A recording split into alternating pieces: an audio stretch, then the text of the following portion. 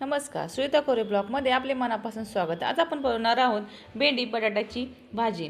ही भाजी चवीला खूप छान लागते. ही भाजी तुम्ही मुलांच्या शाळेच्या डब्यासाठी किंवा ऑफिसच्या डब्यासाठी तुम्ही बनवू शकता.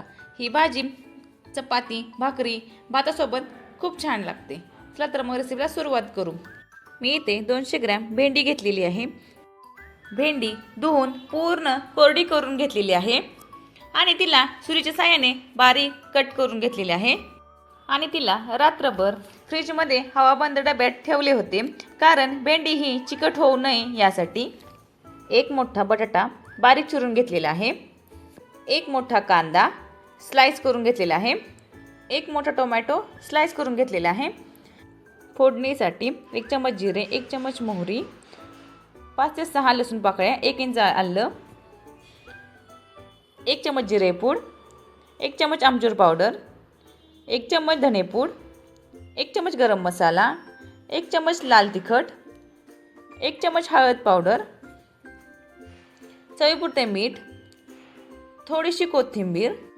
मी इथे थोडीशी चिंच घेतलेली आहे. तुम्ही इथे आमसूल घेतले तरी चालेल. इथे कढई गरम करण्यासाठी ठेवलेली आहे. कढईमध्ये 2 चमच तेल घातलेले आहे.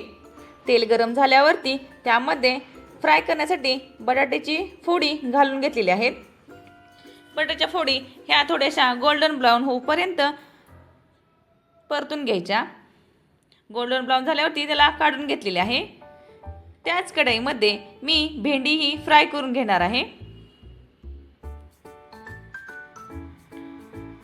आपण भेंडी फ्राय करण्यासाठी घातलेली आहे. भेंडी फ्राय झाल्यानंतर भेंडी फ्राय करून घ्यायची, कारण ती चिकट होऊ नये यासाठी. भेंडी फ्राय झाल्यानंतर एका डिशमध्ये काढून घेतलेली आहे.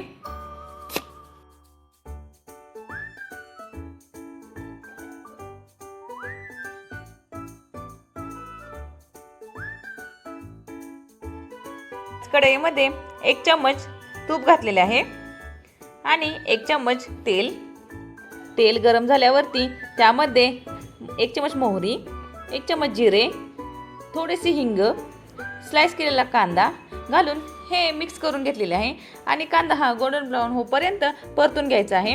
त्यामध्ये आलं आणि लसणाची पेस्ट घालून हे मिक्स करून घेतलेले आहे. स्लाइस केलेले टोमॅटो घालून हे पुन्हा मिक्स करून घेतलेले आहे.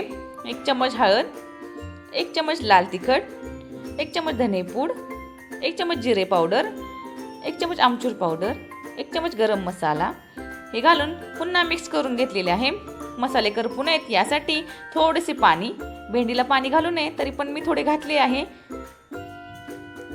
त्यामध्ये आपण फ्राय केलेले भेंडी आणि बटाटा घालून घेतलेले आहे. घालून हे पुन्हा मिक्स करून घ्यायचे आहे. त्यामध्ये चवीपुरते मीठ घालून हे पुन्हा मिक्स करून घेतले. मिक्स झाल्यावरती त्यामध्ये मी थोडीशी चिंच घालून घेतलेली आहे. चिंच घालून झाल्यावरती ती पुन्हा मिक्स करून घेतलेली आहे. तयार आहे आपली भेंडी बटाटा भाजी. ही भाजी तुम्ही चपातीबरोबर, भाकरीबरोबर किंवा भाताबरोबरही छान लागते आणि मुलांना शाळेच्या डब्यासाठी किंवा ऑफिसच्या डब्यासाठीही खूप छान. अशाच छान छान रेसिपीसाठी आपण पुन्हा भेटू.